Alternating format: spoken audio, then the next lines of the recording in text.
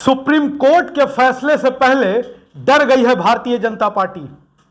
क्या महाराष्ट्र में गिर जाएगी भारतीय जनता पार्टी की सरकार? क्यों उड़ाई जा रही है एनसीपी में अफवाह की खबर?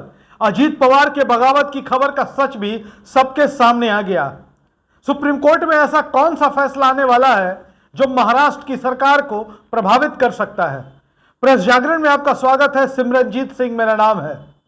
बात करते हैं सुप्रीम कोर्ट के उस फैसले की जो महाराष्ट्र की सरकार को डगमगा सकता है।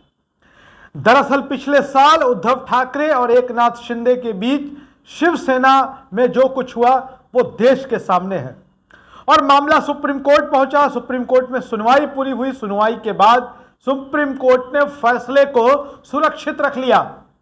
सुप्रीम कोर्ट कभी भी इस फैसले को सुना सकती है और कहा जा रहा है कि अगर सुप्रीम कोर्ट का फैसला उद्धव ठाकरे के पक्ष में आता है तो एकनाथ शिंदे ने जो बीजेपी के साथ सरकार बनाई है वो सरकार गिर जाएगी, क्योंकि 40 विधायक ही अयोग्य करार दे दिए जाएंगे।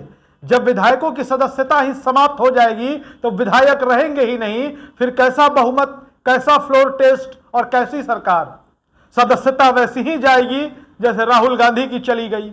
अब जब राहुल गांधी की सदस्यता जाने पर जो लोग ताली पीट रहे थे, जो लोग जश्न मना रहे थे, खुश थे, अब उम्मीद है कि जब 40 विधायकों की अगर सदस्यता चली जाती है तो वो जश्न नहीं मनाएंगे, वो दुखी नहीं होंगे, वो नाराज नहीं होंगे।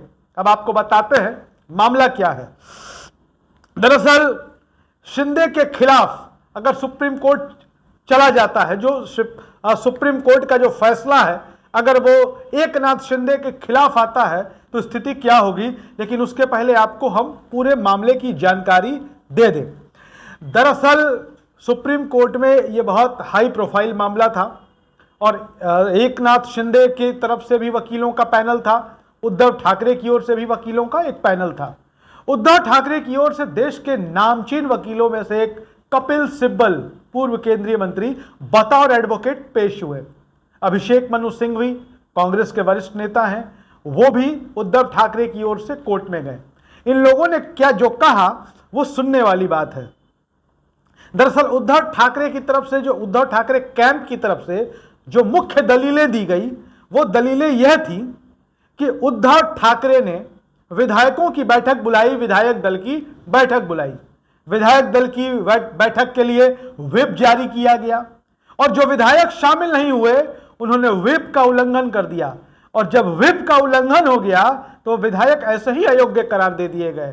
जब विधायक अयोग्य हो गए तो विधायक फ्लोर टेस्ट में भाग कैसे ले सकते हैं? वो विधायक बचे ही नहीं। और आपको बता दें कि ऐसे विधायकों की संख्या 40 है। और कपिल सिब्बल ने कोर्ट में कहा कि राज्यपाल ने इसी आधार पर बहुमत के परीक्षण के लिए कह दिया, जो गलत था।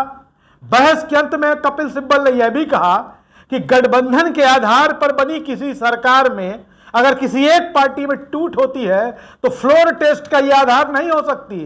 राज्यपाल इसका आदेश तभी देते जब कोई पार्टी समर्थन वापस लेती। किसी पार्टी ने तो समर्थन वापस लिया नहीं, तो आखिर गवर्नर ने फ्लोर टेस्ट के लिए कैसे कह दिया?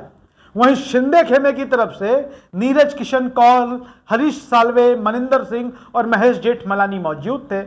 शिंदे कैंप के वकीलों ने कहा कि पार्टी के विधायकों का बहुमत का समर्थन गंवा चुके उद्धव ठाकरे गैर कानूनी तरीके से सत्ता में बने रहना चाहते थे। शिंदे विधायक दल के नेता थे, उनकी जानकारी के बिना विधायक दल की बैठक कैसे बुला ली गई? वहीं आपको बता दें कि शिंदे की बगावत के बाद महाराष्ट्र की राजनीतिक परिस्थितियां काफी बदल चुकी हैं। इस वक्त बीजेपी के समर्थन से शिंदे की सरकार महाराष्ट्र में चल रही है। चुनाव आयोग भी फैसला दे चुका है कि शिंदे की शिवसेना ही असली शिवसेना है। लेकिन जिस तरीके से कपिल सिब्बल और अभिषेक मनु सिंघवी ने सुप्रीम कोर्ट में बहस की, उसके बाद एकनाथ शिंदे सरकार को खतरा होने के आसार जताए जा रहे हैं। जब संविधान की पीठ, जो सुप्रीम कोर्ट की संविधान पीठ है, यह तय कर देगी कि जिस समय शिंदे और उनके विधायकों ने सरकार बनाई उस समय वो विधानसभा की सदस्यता के लिए अयोग्य थे। अगर संविधान पीठ ने अयोग्य करार दे देता है तो महाराष्ट्र की बीजेपी की सरकार गिर जाएगी और महाराष्ट्र में बीजेपी की सरकार को खतरा हो जाएगा। यही वजह रही कि खबर चली कि शरद पवार के भतीजे, जिनका नाम है अजीत पवार 40 विधायकों के साथ भारतीय जनता पार्टी में शामिल हो सकते हैं, एनसीपी में टूट हो सकती है। लेकिन बाद में वो अजीत पवार ने खुद ही इस खबर का खंडन किया और कहा कि वो कहीं नहीं जा रहे हैं। दरअसल यह प्रयास था 40 विधायकों को, वो 40 विधायक जो अयोग्य करार दिए जा सकते हैं, संभवतः उन 40 विधायकों की जगह कौन लेगा। वीडियो कैसा लगा कमेंट में जरूर लिखिएगा। हमारा यूट्यूब चैनल है प्रेस जागरण, सब्सक्राइब करिएगा। धन्यवाद।